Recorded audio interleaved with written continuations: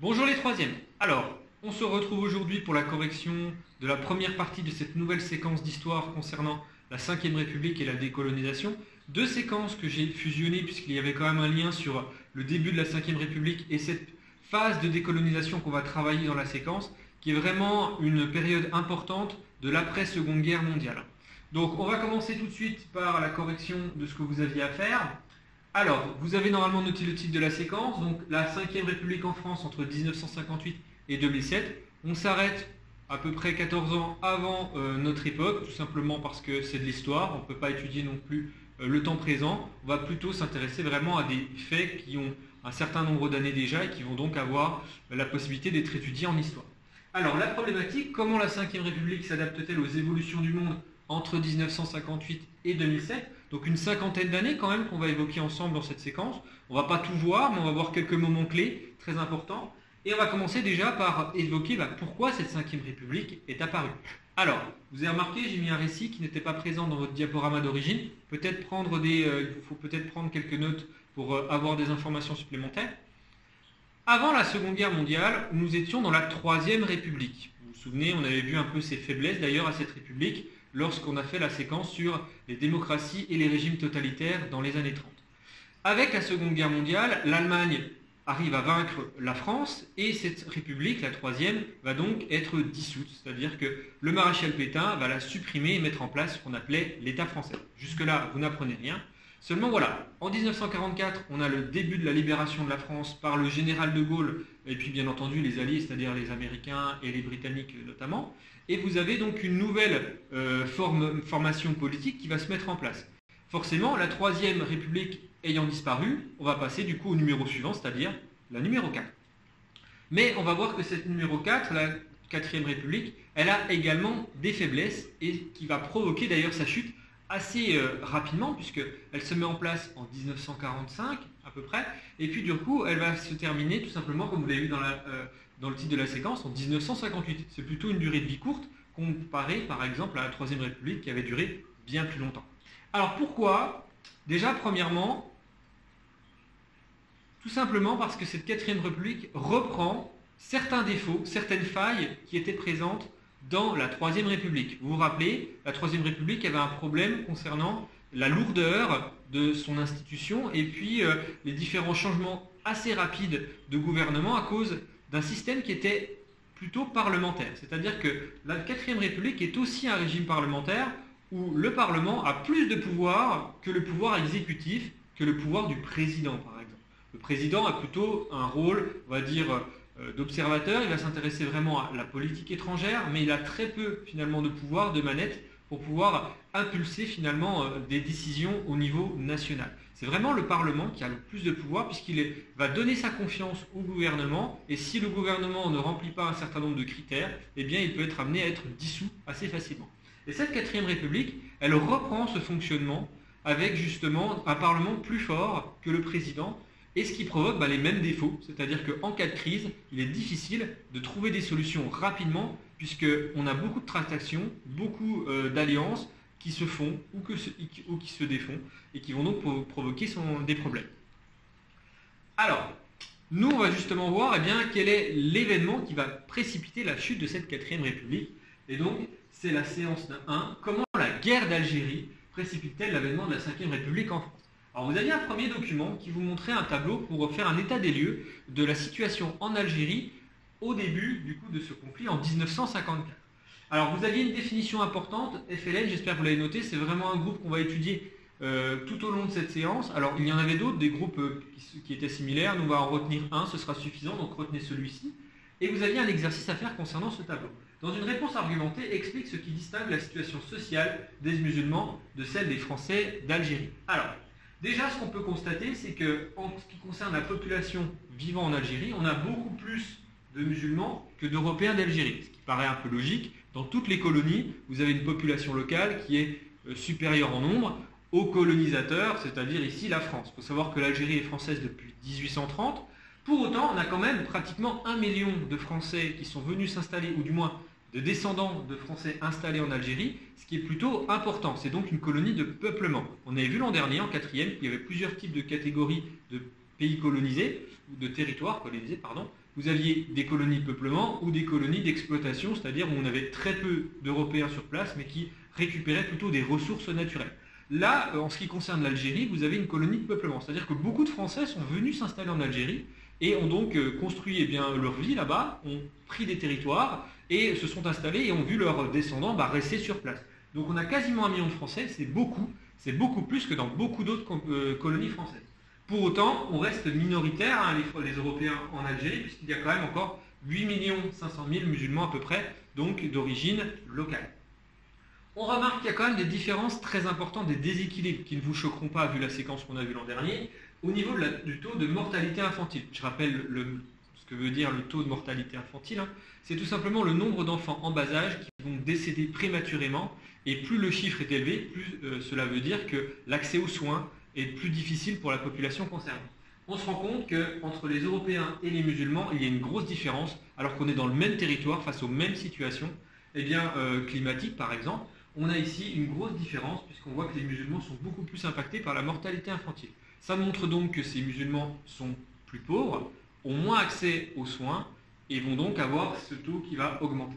En ce qui concerne la scolarisation, c'est la même chose. On se rend compte que les musulmans ont beaucoup moins accès à l'enseignement primaire. On parle bien que d'enseignement primaire, puisqu'on est quand même dans les années 1950. Si on voit déjà une différence dans le primaire, vous imaginez que dans l'enseignement secondaire ou même supérieur, c'est encore plus flagrant. Déjà rien que dans l'enseignement de base, c'est-à-dire les enfants en bas âge, vous avez une grosse différence, puisque seulement 20 enfants sur 1000 musulmans ont accès à une éducation primaire, contre tout simplement 100 pour 1000 chez les Européens d'Algérie. Au niveau de la taille moyenne des exploitations agricoles, on se rend compte également qu'il y a une grosse différence. On voit que ces musulmans ont en surface beaucoup moins de terres à exploiter, ce qui est quand même un problème, puisque ça veut dire que du coup, on a bien ici des Européens qui se sont accaparés un certain nombre de territoires, qui ont donc des exploitations de taille assez confortable, 100 hectares pour justement une exploitation agricole à cette époque-là, c'est une belle exploitation. Là, on se rend compte que quand même pour les musulmans, c'est beaucoup plus réduit, alors qu'ils sont plus nombreux à devoir justement essayer d'avoir des terres. Donc on a donc un déséquilibre, on a des Européens moins nombreux, plus favorisés par rapport à une population locale qui, elle, du coup, est discriminée sur beaucoup de sujets. C'est donc un problème. Alors, face à ce problème, vous aviez ce document 2, les revendications du FLN, qui montrait le début de cette guerre d'Algérie. Alors, vous aviez ici une revendication d'un attentat qui a eu lieu, du coup, d'après la question, tout simplement le 1er novembre 1954.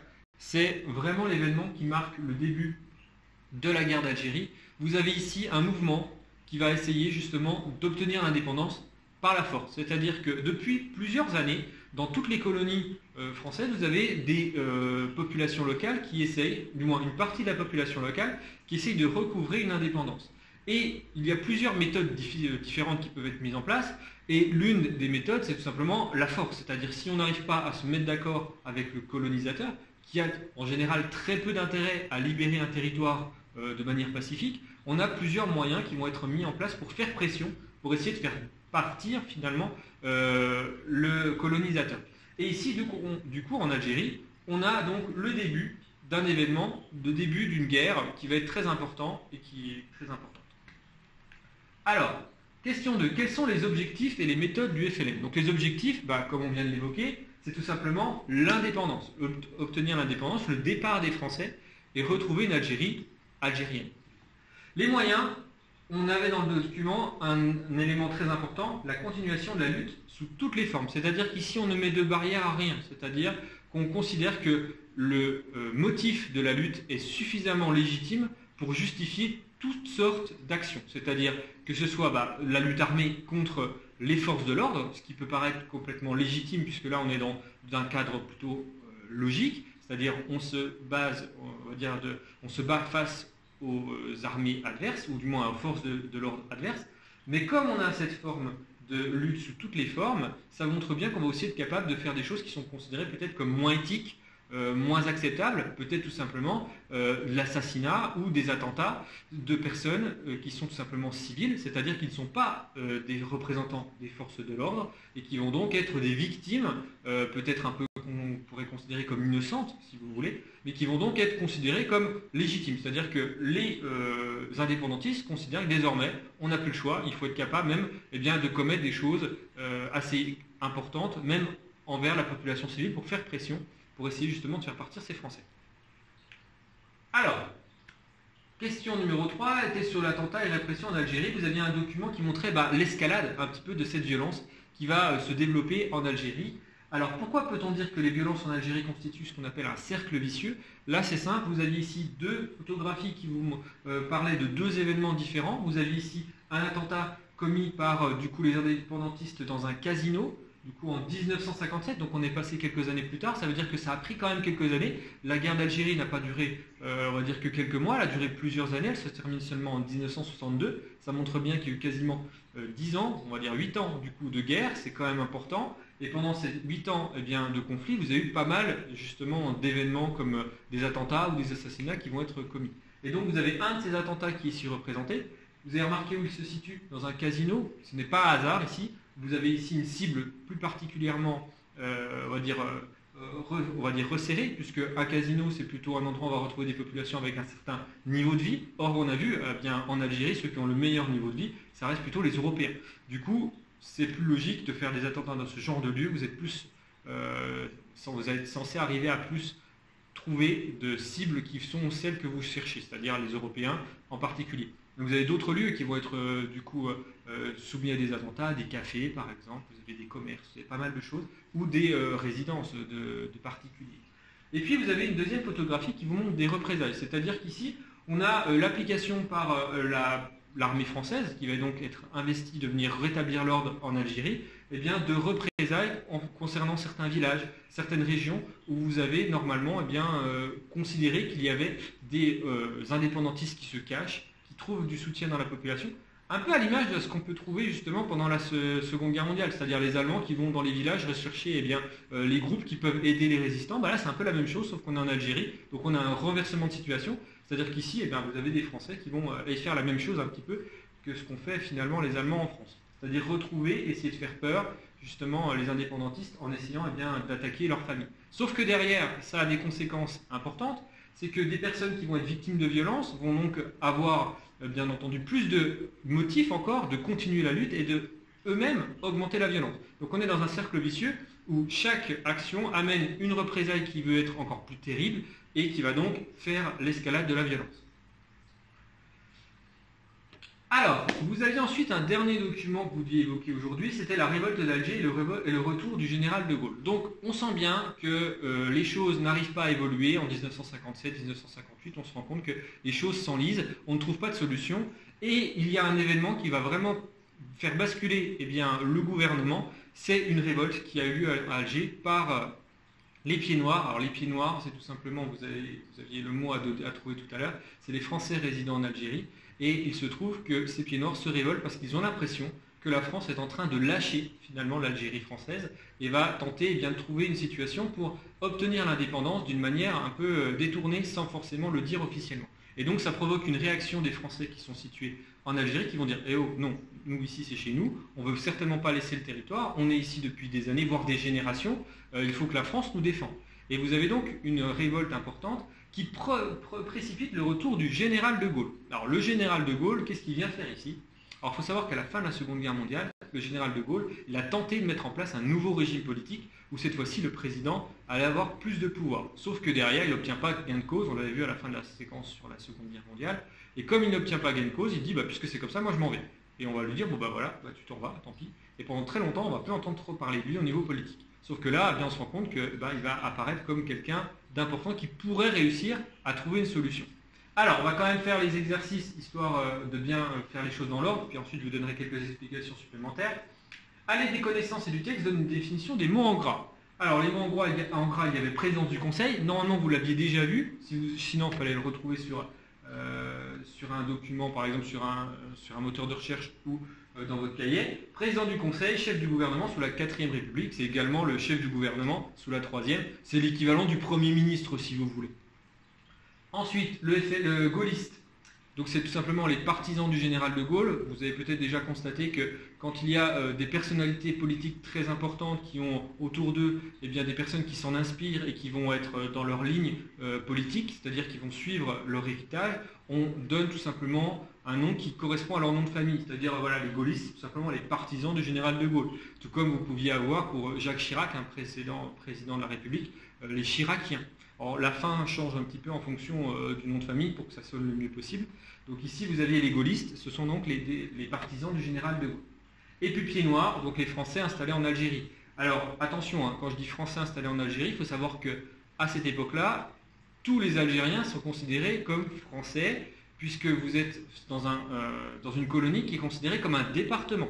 Il y a 2 départements en Algérie, et ces 2 départements sont des départements français. Contrairement à d'autres colonies françaises plus éloignées, qui ne sont pas du tout rattachées, on va dire, au même système administratif, on considère que l'Algérie est donc constituée de 2 départements français. Ça montre bien le lien très fort entre l'Algérie et la France métropolitaine, et qui va donc avoir expliqué la résistance du gouvernement à vouloir justement lâcher ce territoire. Donc les Français installés en Algérie, on les appelle les pieds noirs, tout simplement à cause de leurs chaussures, qui sont des chaussures de ville, des chaussures donc traditionnellement noires, qui vont donc contraster avec les habits locaux de l'Algérie, qui vont donc permettre de les reconnaître assez facilement au début de l'installation de ces Français en Algérie, et donc ils vont garder ce surnom. On passe donc à la question 1, pourquoi les Français d'Algérie se révoltent? Donc je vous l'ai dit, hein, ils soupçonnent le gouvernement de vouloir abandonner l'Algérie. Qui appelle-t-il au pouvoir? Le général de Gaulle. Le général de Gaulle qui va donc se retrouver comme étant finalement le sauveur pour cette population française d'Algérie qui considère qu'il a réussi à sauver la France lors de la Seconde Guerre mondiale, il va donc réussir à sauver l'Algérie française. Alors, ça donnera lieu d'ailleurs à un discours assez célèbre que va prononcer le général quand il va venir en Algérie. Il va avoir donc une foule très importante qui va venir le voir et entendre son discours qu'il va prononcer à Alger. Et il va prononcer une phrase assez célèbre, qui est une des phrases les plus célèbres qu'il ait prononcées, je vous ai compris. Alors, vous pouvez voir un extrait de ce discours, finalement, si vous le voulez, sur le lien qui apparaît ici. Donc, c'est sur la chaîne YouTube. Et c'est vraiment un discours assez important, puisque c'est un discours où, justement, le général de Gaulle a eu l'intelligence, finalement, de prononcer une phrase assez simple, mais qui pouvait dire plein de choses différentes. En fait, le « je vous ai compris », il peut être compris comme « je vous comprends, vous, Français d'Algérie, qui voulez derrière ne pas laisser l'Algérie tomber aux mains des Algériens d'origine, c'est-à-dire rester au sein de la France ». Et puis ça peut être compris aussi comme « je vous ai compris, les Algériens qui souhaitaient derrière redevenir indépendants ». Alors, à quoi fait référence René Coty, donc le président de la République sous cet événement, dans la phrase soulignée dans le texte? Alors, ici, on avait fait appel à votre connaissance de base concernant une séquence précédente. C'est tout simplement le rôle du général de Gaulle pendant la Seconde Guerre mondiale. On rappelle bien ici qu'on considère que c'est un sauveur, quelqu'un qui va être capable de redresser la situation. Bon, dans la réalité, le général de Gaulle, il est assez lucide, il comprend très bien que la décolonisation est en marche un peu partout dans le monde, que l'Algérie ne pourra pas rester française, et progressivement, eh bien, il va lui aussi engager cette décolonisation en Algérie. Ce qui va lui poser pas mal de soucis, puisqu'il va être considéré comme un traître par rapport à certains Français qui voulaient garder absolument l'Algérie française. Il va être même victime de tentatives d'assassinat assez notoires. Alors, à la fin du texte, de Gaulle met en place une nouvelle constitution. De quoi s'agit-il? Eh bien, il s'agissait de la constitution de la Ve République. C'est-à-dire que le général de Gaulle, quand il revient au pouvoir, il met des conditions. C'est-à-dire que quand il revient, il dit tout simplement moi, je ne suis pas resté au pouvoir après la Seconde Guerre mondiale pour une raison, je voulais mettre en place un système différent. Vous n'avez pas voulu, du coup, je suis parti. Désormais, si je reviens, je veux que le système que je défends soit mis en place. Et donc, on va lui donner l'autorisation, on va accéder à sa demande, c'est-à-dire qu'il va mettre en place un référendum pour voir s'il doit ou non changer le système politique. Il va obtenir l'adhésion de la population et forcément, il va donc créer une nouvelle république. C'est donc cette cinquième république qui est toujours en cours aujourd'hui. Il faut savoir que c'est toujours le même système politique qui est toujours en vigueur actuellement. On n'a pas changé depuis 1958. Et il va donc créer une nouvelle constitution qui va donc reprendre les grandes lignes de ce qu'il souhaite, c'est-à-dire un pouvoir exécutif plus fort, qui permet au président d'avoir plus de leviers de commandement pour pouvoir décider en cas de conflit, en cas de problème, de manière plus facile. Alors, ensuite, je voulais vous terminer la vidéo par un petit récit pour terminer donc cette étude justement de la guerre d'Algérie. Donc une guerre douloureuse à l'issue inévitable. Alors j'ai mis quelques chiffres clés très importants pour que vous puissiez avoir des informations suffisantes en cas d'exercice sur le thème, par exemple au brevet. Donc il faut savoir que c'est une guerre qui va avoir des conséquences assez importantes. La durée du conflit est déjà importante. Il faut savoir que l'Algérie n'a pas été décolonisée de manière très simple, très pacifique. Au contraire, ça a été très violent. Ça explique qu'il y a eu jusqu'à 470 000 soldats français qui ont été envoyés en Algérie. Beaucoup de personnes qui se sont retrouvées en service militaire à cette époque-là se sont retrouvées à partir en Algérie pour participer au maintien de l'ordre dans cette région, alors que c'était quand même quelque chose qui n'allait pas de soi, hein. On est forcément dans une guerre. Alors il faut savoir aussi que pendant très longtemps, on n'a pas parlé de guerre d'Algérie. Étant donné que ce territoire était considéré comme une extension de la France, on ne parle pas de guerre quand il y a un conflit interne. Et donc on parlait des événements d'Algérie, ce qui permettait d'atténuer le phénomène, d'éviter de parler des violences trop importantes et de montrer que il y avait quand même des choses qui étaient faites qui n'étaient pas très jolies à écouter ou à voir, d'accord.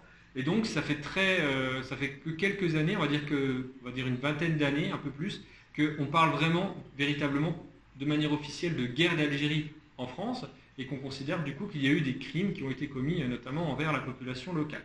Alors d'ailleurs, on se rend compte qu'il y a quand même beaucoup d'indépendantistes ou de personnes liées à ce mouvement qui ont été tuées, 150 000, c'est quand même pas rien, c'est donc un conflit qui a causé beaucoup de pertes. Qu'il y a également beaucoup de Français, soldats français qui sont morts, souvent victimes d'actes de guérilla et aussi d'attentats, hein. Il faut savoir qu'il y en avait beaucoup, hein. Donc 25 600 soldats français tués, hein. On a beaucoup de monuments qui rappellent cela dans les cimetières. Vous pouvez voir beaucoup de personnes qui sont mortes finalement pendant cette guerre-là. Et puis vous avez également beaucoup de civils, comme je vous l'ai dit, hein, tous les moyens sont bons pour arriver à leur fin. Vous avez 2800 pieds noirs qui sont morts, qui disparus, qu'on n'a jamais retrouvés aussi pour certains, qui ont été tués lors d'attentats ou d'assassinats ciblés si c'était des personnes avec certaines fonctions. Et puis vous avez également ce qui est marqué ici, 50 000 harkis morts ou disparus. Alors, qui sont les harkis? Parce que ça, par exemple, c'est évoqué dans le document illustratif à côté. Il faut savoir que les Français, comme on l'avait vu l'année dernière dans l'autre séquence sur la colonisation, le colonisateur ne peut pas tout seul réussir à gérer un territoire peuplé souvent beaucoup plus largement de personnes qui sont du coup locales, et donc il a besoin, ce colonisateur, d'avoir des soutiens dans la population locale. Il va donc trouver des parties de communautés locales qui vont permettre justement de soutenir et de continuer les actions initiées par le colonisateur. Donc en France, on va appeler harkis les Algériens qui vont finalement faire allégeance à la France et qui vont défendre les intérêts français en Algérie. C'est donc des Algériens, mais qui sont du côté des Français. Et ces Algériens côté français, forcément, ils vont être très mal vus de la part des indépendantistes, puisque autant déjà un Français, c'est pas forcément bien vu à l'époque, parce que bien entendu il est vu comme un colonisateur, un oppresseur, autant en plus si vous avez quelqu'un de votre village qui en même temps soutient cet oppresseur, là c'est considéré comme quelque chose de terrible et c'est donc considéré comme un traître.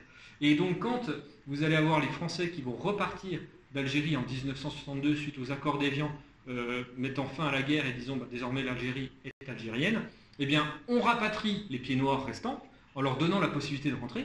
Beaucoup vont donc partir, monter dans des navires et donc rentrer en France. Mais vous avez aussi beaucoup de harkis qui vont dire nous on vous a soutenus, si on reste ici, il va nous arriver des bricoles, il va se passer des problèmes. Et donc finalement, on se rend compte que la France, elle n'a pas forcément rapatrié ces Algériens-là, puisque pour le gouvernement, ce sont des Algériens. Ce ne sont pas des Français pure souche, des Français de type européen, et donc on va les laisser là-bas, en disant on n'en veut pas. Et il va y avoir des grosses conséquences pour ces populations-là qui vont être victimes de massacres, par vengeance finalement de la population des indépendantistes en Algérie. Et seulement une partie va réussir à revenir en France. Et cette partie, aujourd'hui, elle est intégrée à la population française, mais elle a donc été victime de pas mal de violences, soit en Algérie, et puis bien entendu, elle a été victime aussi de discrimination à l'arrivée en France. C'est-à-dire que tous ces Algériens qui ont défendu le gouvernement français se retrouvent ici comme des étrangers. C'est-à-dire qu'ils ne sont pas considérés comme des Français, comme les autres, et vont donc être parfois mis dans des zones particulièrement éloignées ou isolées. le début des cités justement dans les grandes villes, c'est ça. Hein. C'est à un moment donné, il fallait aussi réussir à trouver une place pour ces personnes-là, et donc on va les mettre dans des zones finalement un peu à part, et donc ça commence à provoquer cet isolement, cette discrimination, dont les conséquences sont aussi encore visibles aujourd'hui par rapport à certains ressentis de certains descendants aussi de ces populations-là qui considèrent qu'ils ont toujours été abandonnés par la France, et parfois à juste titre.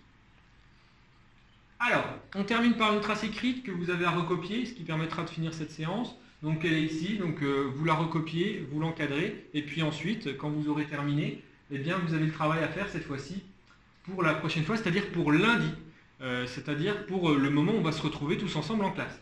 Donc vous devez terminer la correction et faire les exercices de la diapositive 5, de la diapositive 6 et de la diapositive 7. Donc faites bien le travail, on corrigera tout ensemble lundi en classe. Et d'ici là, passez un bon week-end, bonne fin de semaine, et puis on se retrouve lundi. À bientôt.